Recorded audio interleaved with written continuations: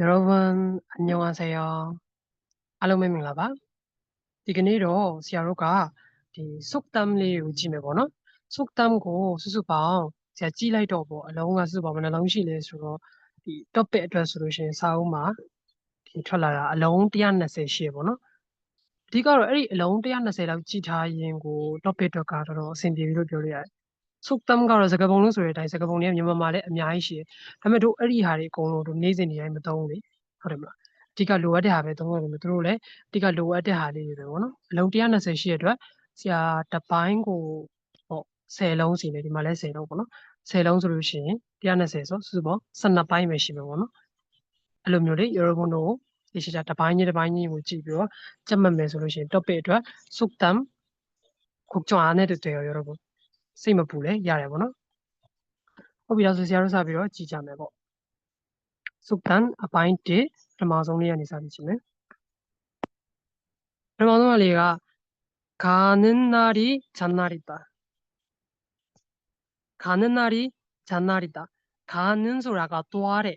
날ဆိုတာနေ가는 날이 잔날이다ဆိုသွားတဲ့နေ့မှာဈေးနေ့ဖြစ်တယ်သူ့ကိုဘယ်လိုအဓိပ္ပာယ်အနေနဲ့သုံးတာလဲဆိုတော့어떤 일을 하려고 하는데 အလုပ်တစ်ခုကိုလုပ်ဖို့လုပ်ထားပေမဲ့예상 밖의 일로ထင်မှတ်မထားတဲ့ကိစ္စနဲ့목적을 못 이루다ကိုယ့်ရဲ့ target ကိုမရောက်နိုင်ဖြစ်တာနောက်ပြီးတစ်ခါလေးပြောချင်တာ여러분တို့ဒီ 속담တွေဘာတွေလေ့လာနေပြီဆို여러분တို့ဒီ level အနည်းဆုံးပေါ့နော်target level လေးတစ်ခုတော့ရှိနေပြီဆိုတဲ့လူတွေတို့သတ်မှတ်ပြီးတော့ဒီမှာပေါ့နော်အရင်မီနစ်တစ်လုံးချင်းစီကိုအရှိကကောင်တော့ပြောတော့မှာဆိုရင်အနောက်ကအဓိပ္ပာယ်ကိုကျတော့အဓိပ္ပာယ်သိရုံပဲ 여러분တို့ဒီဥမာဆိုလို့ရှိရင်예상ကပါဆို밖에ဘယ်လို grammar 목적ကပါအစရှိသဖြင့်ဒီလိုမျိုးတော့မသိသေးဘူးဆိုရင် 여러분တို့ကအဆင်မပြေဘူး 여러분တို့ grammar လေးပို့လေးလာမယ်ဒီ meaning လေးတွေပို့လေးလာမယ်ပြီးမှဒီ 속담တွေကိုကြည့်ပေါ့နော် meaning တွေတော့ပိုင်းနိုင်လာပြီဆိုတော့မှဒီ 속담 ဗီဒီယိုလေးကိုကြည့်ရ 여러분တို့ပို့ပြီးတော့အဆင်ပြေလိမ့်မယ်가는 날이 잔날이다 သွားတဲ့နေ့မှာဈေးနေ့ဖြစ်တယ်ဆိုတာကကိစ္စတစ်ခုကိုလုပ်ဖို့လုပ်ထားပေမဲ့ထိမှတ်မထားတဲ့ကိစ္စကြောင့်ကိုလုပ်ချင်တဲ့ပေါ့နော် target ရည်မှန်းချက်တစ်ခုကမလုပ်နိုင်ဖြစ်သွားတယ်ပေါ့ဥပမာပြောမယ်ဆိုလို့ရှိရင် 여러분တို့ကဟိုပေါ့ဥပမာပြောမယ်ဆိုလို့ရှိရင်ကုံတိုက်ကိုသွားပြီးတော့ငါဒီနေ့ကုံတိုက်ကိုသွားပြီးတော့တရက်တိတောက်ဝယ်စားအောင်မယ်အဲ့လိုပြောပြီးသွားလဲတော့ဟဲ့ဒီနေ့ဘာနေ့မလို့ဥပမာပဲပြောပါတော့ဘာသာရေးနေ့တစ်ခုကြောင့်ဟာပိတ်တာပဲ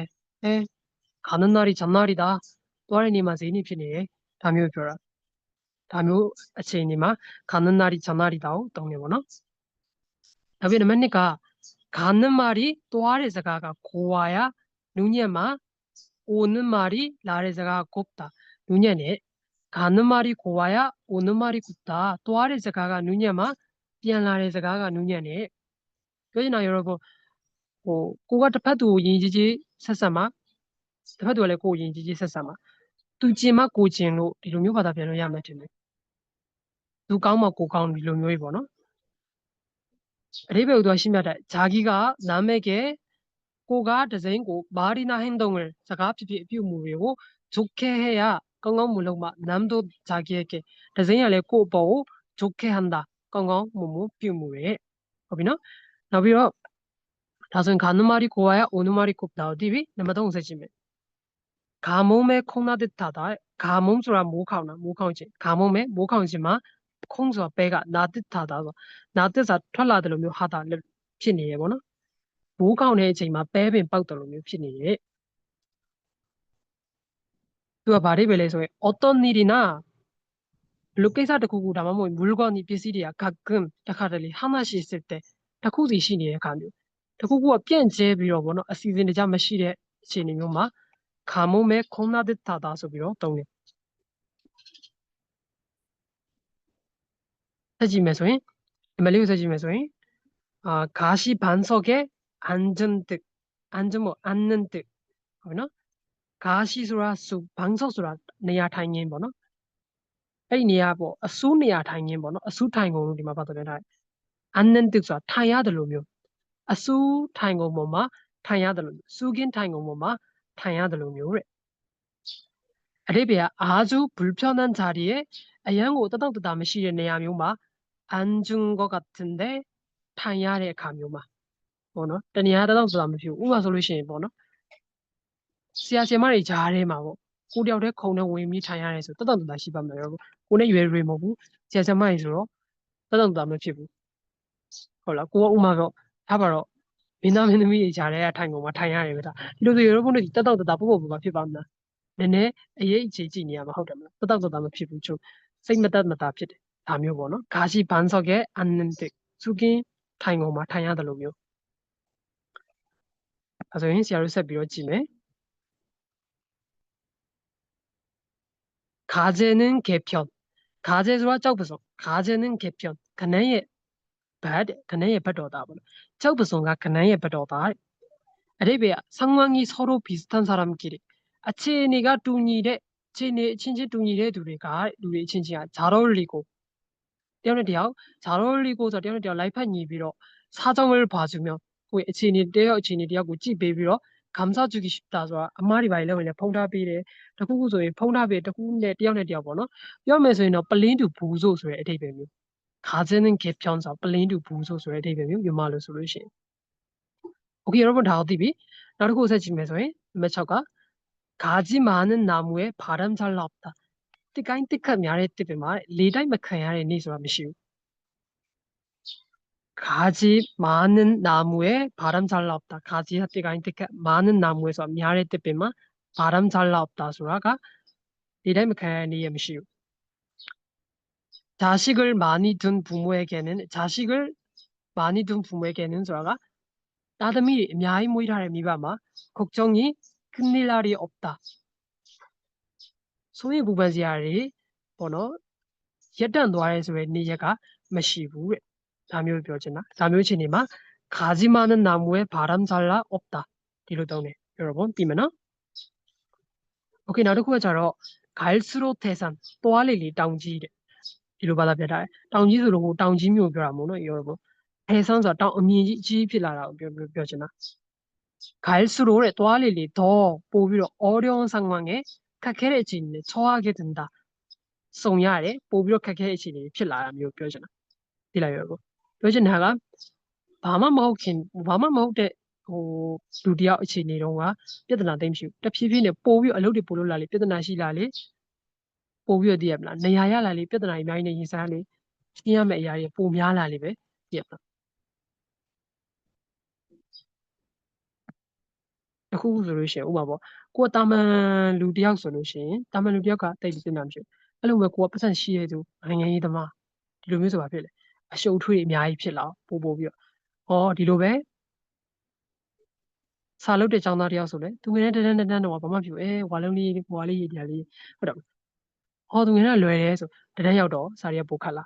2တန်း3တန်းဒီလိုနဲ့စာတွေကပိုခတ်9တန်းကနေ10တန်းဒီစာတွေလွယ်ခဲ့ပါတယ်တက္ကသိုလ်ရောက်တော့ပို့ပြီးသူ့ဘာသူစာနောက်တော့မျိုးခတ်သွားပြန်သိလားလုပ်ပြီးသားကလွယ်သွားပြီပို့ပြီးတော့တဖြည်းဖြည်းခက်လာအဲ့လိုမျိုးပြောချင်တာနောက်ပြီးတော့ 같은 값이면 다운치마 같은 사둔이네 값이면 세농소에 세둔이လို့ရှိရင် 다운치마အနီအောင်စကတ်လေးတဘာပြောချင်တာလဲဆိုတော့ down ဆိုတာကဒီနေညွန်အောင်ဘက်ကိုသွားတဲ့အယောင်လို့ပြောတာပဲဒီရှာကြည့်တော့လေဒါချီမာတော့စကတ်ပေါ့နော်ဘာလဲဆိုတော့ပစ္စည်းတူလို့ရှိလို့ရှိရင်အယောင်အစင်းမရှိတာကိုမဝယ်ပဲနဲ့အယောင်အစင်းရှိတာဝယ်မှာဟိုအင်ကြီးအဖြူအောင်25ကျပ်တန်$25အင်ကြီးအနီအောင်$25ဆိုဘာဝယ်မလဲဥမာပေါ့အယောင်သွေးလှတဲ့ဟာကိုပဲအနီအောင်ပဲဝယ်မှာပေါ့ပြောနားလဲလားအဖြူအောင်ကြိုက်လို့အဖြူအောင်ဝယ်မယ်ဒီလိုမျိုးကတိကတ်တဲ့တော့ပြောနေဥမာသူပြောချင်တာဒီလေးပဲမျိုးမဟုတ်ဘူးပစ္စည်းဝယ်မယ်ဆိုရင်တော့ဈေးတူနေရင်တော့အယောင်စင်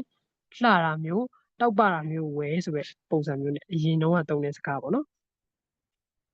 ဥပမာဆိုရင်ကြည့်မယ်값이 같거나ဈေးတူညီတာပဲဖြစ်ဖြစ်같은 노력을 한다면တူညီတဲ့စူးစမ်းမှုတစ်ခုလုပ်ထားတာပဲဖြစ်ဖြစ်품질이 좋은 것을 선택한다အရည်အသွေးကောင်းတဲ့ 품질ဆိုတာအရည်အသွေး 품질이 좋은 것을 선택한다အရည်အသွေးကောင်းတဲ့ကောင်ရွေးချယ်ပြောနားလေလား여러분 오케이ဒါဆိုရင်ဆက်ပြီးတော့ဆရာတို့ကြည့်ကြမယ်အဲ့ဒါပြီးတော့개구리 올챙이 적신가 못한다